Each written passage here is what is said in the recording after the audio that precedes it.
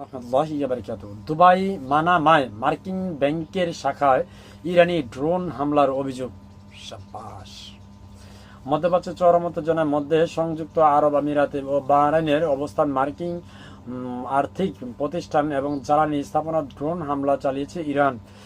আল মায়াদিন নিউজের এক বিশেষ প্রতিবেদনে জানা হয়েছে, শনিবার ভোরে অজ্ঞাত ড্রোন থেকে দুবাই ও মানামায় অবস্থিত মার্কিন ব্যাংক সেটিং ব্যাংক শাখাগুলোতে এই হামলা চালানো হয়। হামলার পরপরই সংশ্লিষ্ট শাখাগুলোতে ভয়াবহ অগ্নিকাণ্ডের সৃষ্টি হয়। এর আগে ইরানের পক্ষ থেকে পশ্চিমা আর্থিক প্রতিষ্ঠানে হামলার হুঁশিয়ারি দেওয়ার পর সেটি ব্যাংক কর্তৃপক্ষ তাদের আমিরাত ভিত্তিক শাখাগুলো সাময়িকভাবে বন্ধের ঘোষণা করেছিল।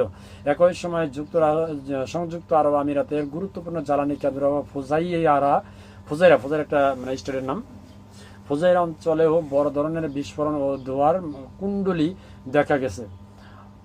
স্থানীয় কর্তৃপক্ষ ড্রোন প্রতিহত করার দাবি করলেও এর ধ্বংস সর্বশেষ পরে অগ্নিকাণ্ডের বিষয়টি নিশ্চিত করেছে।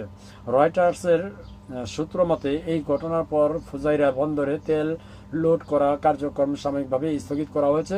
মূলত ইরানের প্রধান তেল রপ্তানি কেন্দ্র খার্গ দ্বীপে মার্কিন প্রেসিডেন্ট ডোনাল্ড ট্রাম্পের নির্দেশে চালানো হামলার প্রতিক্রিয়ার তেহরানের এই পাল্টা আঘাত এনেছে বলে মনে করা হচ্ছে।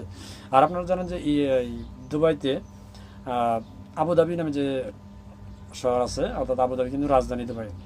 তো এই আবুধাবিতে এত বিশাল বড় তেলের খনি আছে যে তেল না উঠানোর কারণে পুরাটাই মরুভূমি হয়ে যাচ্ছে। আর এরিয়াটা আপনার কয়েকশো কিলো। আমি সেখানে গেছিলাম, বিশ্বাস করবেন না, সেখানে কিন্তু এই লাইটার নেওয়া নিষিদ্ধ। যাই হোক, মানে এত তেল সেখানে যদি মারে ইরান, দুবাই কি হয়ে যাবে, তামা। যাই হোক, আল্লাহ তাআলা সবাইকে হেফাজত করুক, আমিন। আসসালামু আলাইকুম।